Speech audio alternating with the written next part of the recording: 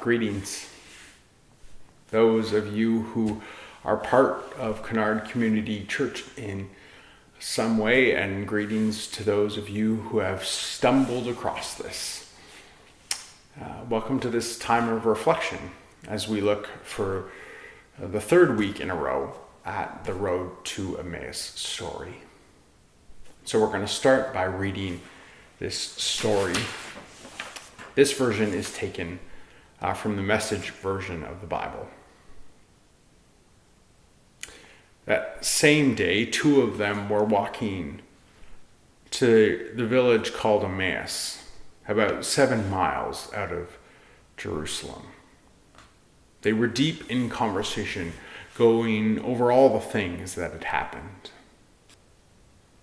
In the middle of their talk and questions, Jesus came up and walked with them, but they were not able to recognize who he was. He asked, "What's this you're discussing so intently as you walk along?" They just stood there, long-faced, like they had just lost their best friend. Then one of them, his name was Cleopas, said, "Are you the only one in Jerusalem who hasn't heard what has happened during these last few days?" He said, "What has happened?" They said, "The things that happened to Jesus the Nazarene. He was a man of God, a prophet, dynamic in work and word, blessed by God and all the people. And then our high priests and leaders betrayed him. He got sentenced to death and crucified him. And we had hopes that he was the one that would redeem us. And it is the third day since it has happened. But now some of our women have completely confused us. Early this morning, they were at the tomb and couldn't find his body. Then they came back with a story they had seen of vision of angels who said he was alive. Some of our friends went off to the tomb to check and found it empty, just as the women had said, but they didn't see Jesus." Then he said to them, "So thick-headed, so slow-hearted. Why can't you simply believe what the prophets had said? Don't you see that these things had to happen so that the Messiah had to suffer and then only enter his glory?" Then he started at the beginning with the books of Moses and went on through all the prophets, pointing out everything in scriptures that referred to him. Then they came to the edge of the village where they were headed. He acted as if he were going on, but they pressed him, "Stay with us, have supper with us. It's nearly evening, the day is done." So he went with them. And here's what happened. He sat down at the table with them. Taking the bread, he blessed it and broke it and gave it to them. And at that moment, open-eyed, wide-eyed, they recognized him. And then he disappeared. Back and forth they talked. Didn't we feel on fire as he conversed with us on the road, as he opened scriptures up to us?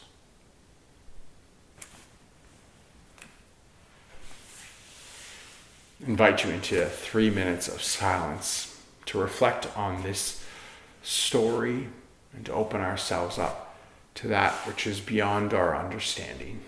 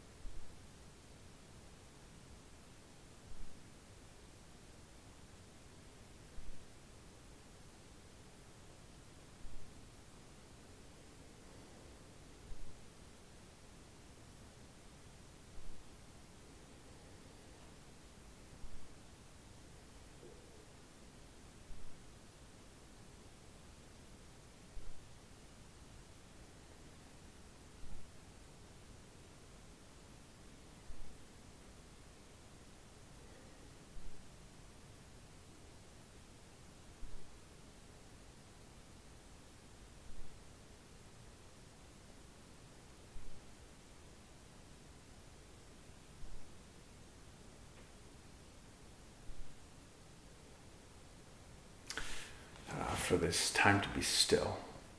And we give thanks. This is the third week in this cycle that we've been doing. And on this week, we invite community contributions. And this week, I got nothing. And that's fine. When people ask how I'm doing with COVID, maybe this is your response too. I say that I'm tired of it. I'm tired of the restrictions.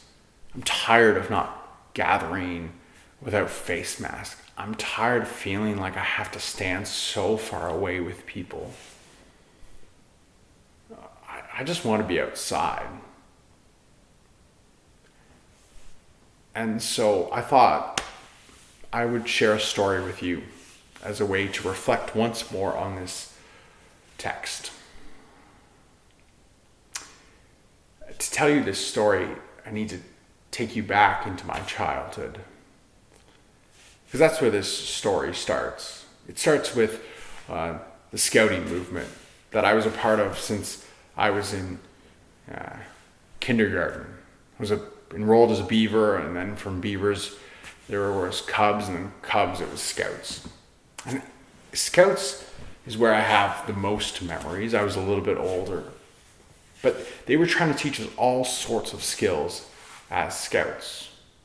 They were trying to teach us how to be leaders. They would teach us how to survive on our own in the wilderness. They were trying to teach us how to organize and how to plan. I have a lot of great memories of that time.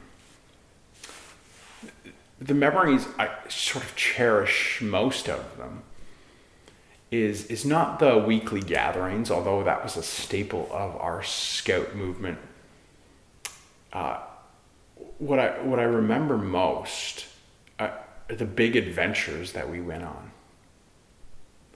We had these leaders who a few times just went so far out of their way to care for us. These extravagant trips. One time they took all of us, like 10 or 12 of us, on like at least a week-long road trip to PEI for the jamboree that was held there. And then the summer before that, they took us on a full week-long canoe trip in Algonquin Park. Like, I'm not sure if you know Algonquin, but it's this huge provincial park, and there's a whole bunch of access points, and you get in a canoe, and you canoe for a long while, and then you find yourself at a portage, and you get off your canoe, you carry your canoe, and then you get back in the water and you canoe some more. And if you do this enough times, you can find yourself in the middle of nowhere. And it's wonderful. And it's a beautiful chance to explore and be creative out in this fantastic wilderness.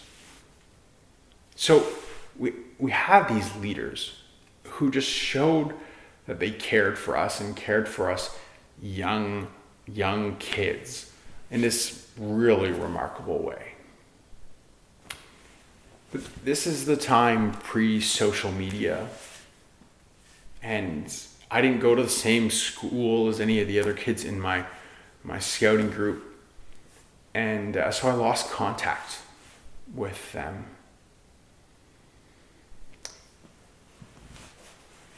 Now, fast forward a few years, I went to university in Waterloo. And then fast forward a few more years, I was out in Nova Scotia for 4 years doing my master's. And then after that, I went to British Columbia and worked on Vancouver Island in a little community called Emmaus. And Emmaus was known for its murals. All over town, there was about 30 of these fantastic full wall murals of the logging history of Emmaus. And because we had so many tourists come through the town, we'd often open up the church when there were people in the office. And people would just kind of wander through the sanctuary. And once in a while, if I was feeling extroverted or ran into them on the way to a meeting, I would talk with the people who would come in this church. On one particular day, I stopped and had a conversation with this couple. They were other United Church folks, and they were visiting from Vancouver. And we started to have a conversation, and they had a few questions. And partway through this conversation, I started to have this sense. It wasn't really a mind thing. It was like a heart thing. It was like my heart was burning. There's no other really way to describe it. And as the sensation started to come over me, I took a look at this guy that I was having this conversation with, and I thought, I know that voice. And then I looked more, and I know that face. And then it all clicked. I know this guy. This is one of those guys that was crazy enough to take a whole bunch of young kids into the middle of Algonquin Park and on a road trip to PEI. This is Ron. This is Scouter Ron.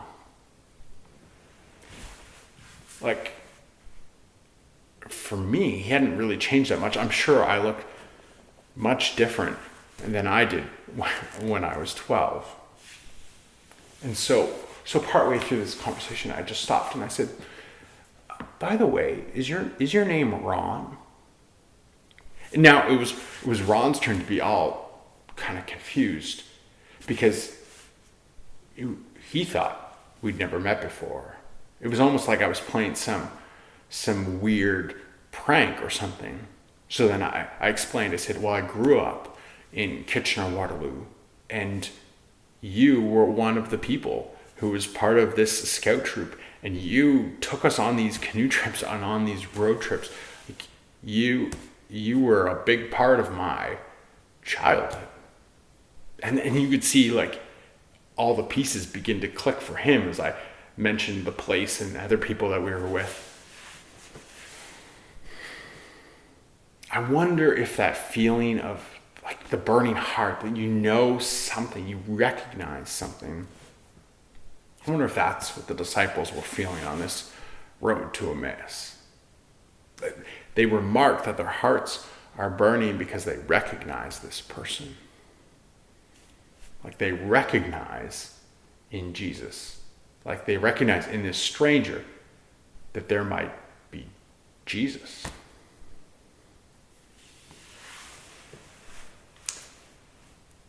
In some ways, this story seems abstract, this road to Emmaus story, but I actually think in some ways it makes up one of the cornerstones of what it means to be a follower of this rabbi, of this teacher, of this holy one we call Jesus.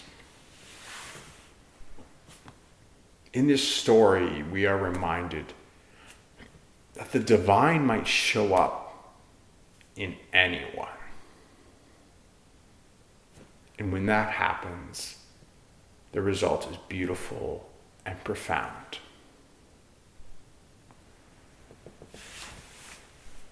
And it's also present in my mind. What happens when we fail to do this? News broke just in the last 48 hours that they found a mass grave of 215 young indigenous children at an Indian residential school. Our hearts should break for this. This is recent history And our First Nations brothers and sisters have told us this kind of thing was happening. And you know what? I think this kind of thing can only happen when we fail to live out the road to Emmaus story. When we fail to see the divine in the other. And the same holds true for all the big conflicts that we have. Little by little, we dehumanize those that we do not know, and it makes it easier to oppress them. It makes it easier to relegate them to the margins of society. And yet the story is calling us again and again to have our minds open. And so may this story be a cautionary tale, and may it be an inspiration for us as we seek to discover that which is beyond our knowing. Let's pray. This prayer is by Jan Richardson. Already a blessing in the walking, already a blessing on the road,